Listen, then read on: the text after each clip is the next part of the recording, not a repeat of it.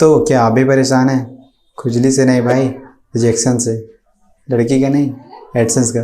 क्योंकि जब भी हम लोग अप्लाई करते हैं तो कभी लो कंटेंट एरर, तो कभी प्राइवेसी एरर। तो ये क्या हो रहा है, किस तरह से हम लोग अप्लाई करें? फर्स्ट स्टेप में आपको ये करना है कि फर्स्ट आपको डोमेन का ध्यान देना है कि भाई जब भी आपको डोमेन बाई करते हैं तो आप जो भी अगर नीश सेलेक्ट करके रखें तो वो इस तरह का डोमेन खरीदें ताकि वो कीवर्ड जिसका हो नीश के रिलेटेड मतलब आए, ताकि गूगल को भी समझने में आए। जैसे कि एग्जांपल में अगर आपको फूड से ब्लॉगिंग स्टार्ट करना है तो फूड से रिलेटेड कुछ कीवर्ड उसमें रहना चाहिए ताकि गूगल को समझने में हो कि आसानी हो कि किस टॉपिक पे आप ब्लॉग लिखना चाह रहे हैं। दूसरा बात हो गया कि डोमेन जब खरीद लेते हैं उसके बाद आपको क्या करना है, जब आपका वेबसाइट सेटअप हो जाता है तो आपको ये ध्यान देना है कि आपका जो थीम हो वो लाइट हो और प्लस उसका जो स्पीड हो वो अच्छा खासा हो, ताकि कोई भी अगर यूज़र आता है तो उसको खुलने में दिक्कत ना हो, तुरंत उसको खुल जाए।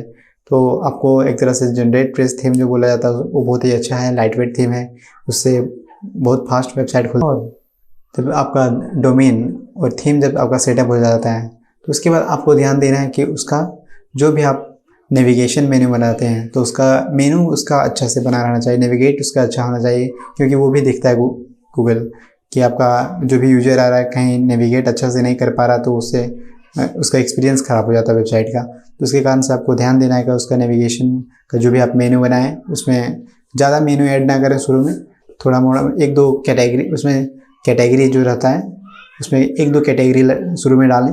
उसके बाद में जब आपका एडसेंस अप्रूव हो जाए उसके बाद में फिर आप धीरे धीरे बढ़ा दें।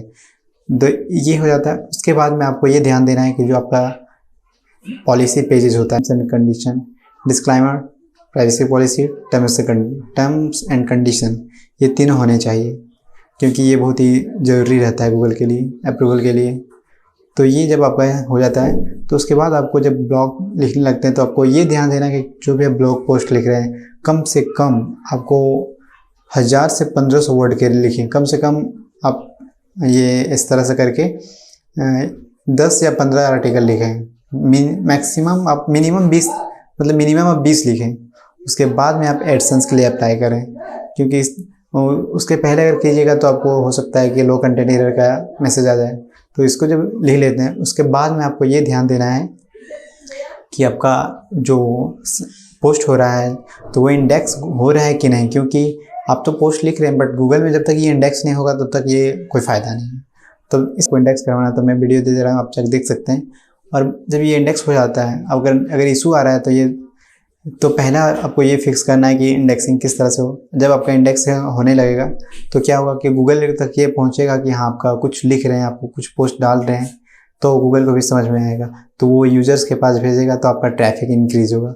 तो ये सब कुछ 5 स्टेप्स थे जिससे आपको कंप्लीट करते हैं तो आपको कर लीजिए, इसमें आपका तुरंत आपका गूगल एडसेंस अप्रूवल हो जाएगा। तो बस आज के लिए इतना ही।